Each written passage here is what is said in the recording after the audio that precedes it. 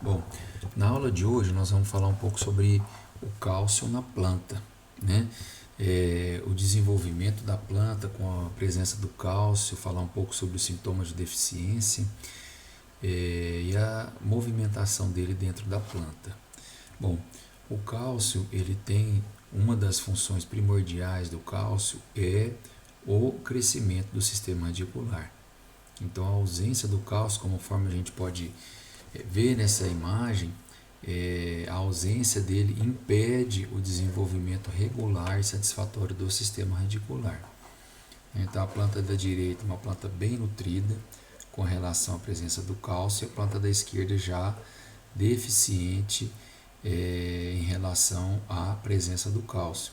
Então, volume do sistema radicular menos desenvolvido, né? E isso vai gerar uma menor exploração do volume de solo, extraindo menor quantidade de água e menor quantidade de nutrientes.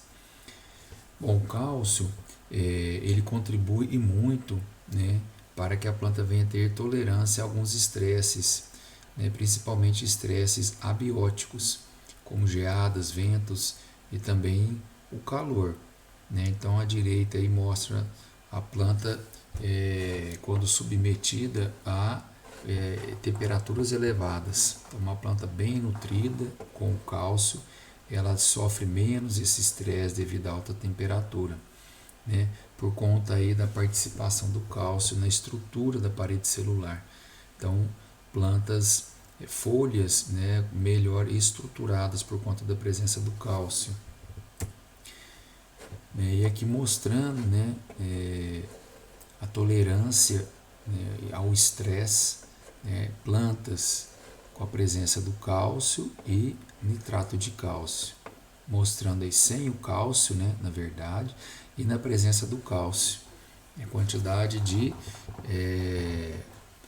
batatas, né, que foram colhidas aqui nessas plantas. Então, devido ao estresse por calor. Então, quando a mesma planta foi submetida ao estresse por calor, na ausência do cálcio, a produtividade foi 700 gramas por planta. Quando tinha o nitrato de cálcio, 1, né, quilograma por planta. Então, sobre as mesmas condições, né, mostrando aí a importância do cálcio nessa proteção, né, da planta quando submetida a condições adversas do ambiente. Uma característica peculiar aí do cálcio é a movimentação unidirecional, né, do cálcio. Ele se limita a ser transportado pelo floema e ele não é redistribuído das folhas mais velhas para as folhas mais novas.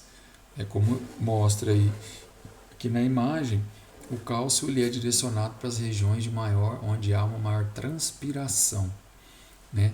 Então, quando há absorção lá pela raiz, ele vai preferencialmente para as regiões onde está ocorrendo uma maior transpiração, no caso aqui as folhas, né?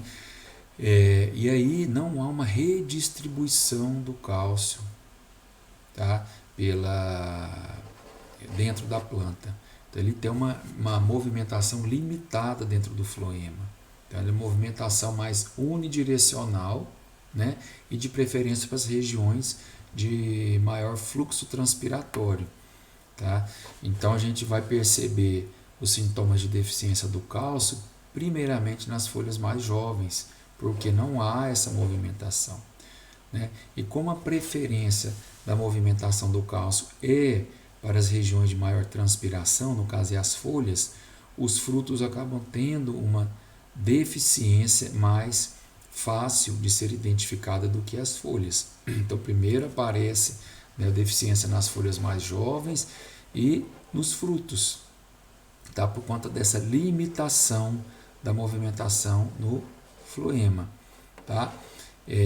Então, essa é uma característica do cálcio, por isso a importância em cultura do tomate, por exemplo, como não há uma redistribuição dentro da planta, é importante que se faça várias aplicações, né, em um mesmo ciclo. Então, a planta entrou em florescimento, nós começarmos a fazer a aplicação foliar do cálcio, né, para garantir que todas as folhas novas elas sejam supridas, né, com o cálcio necessário.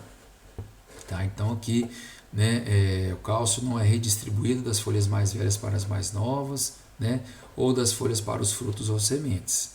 Por isso o sintoma de deficiência primeiro nos frutos e nas folhas mais novas.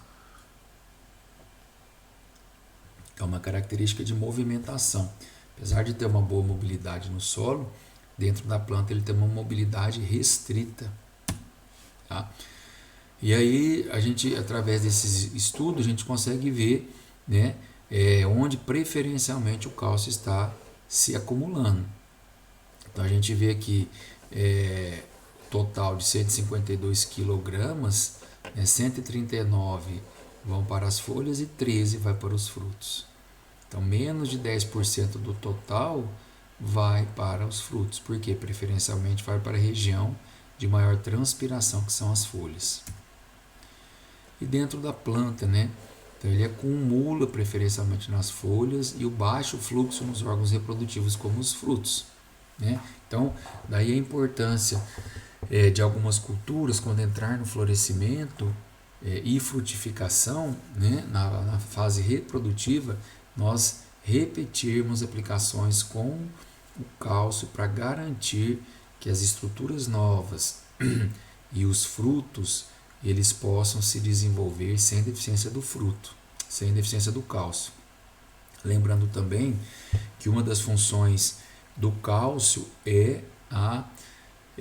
auxilia na germinação do tubo polínico, né? Então, quando o grão de pólen cai, né, na estrutura feminina, ali no estilo estigma, o grão de pólen ele germina, e aí cresce o tubo polínico e vai em direção ao ovário, né, da flor, havendo ali o processo da fecundação e formação da semente e do fruto, né? Então, um dos elementos essenciais para essa função é o cálcio.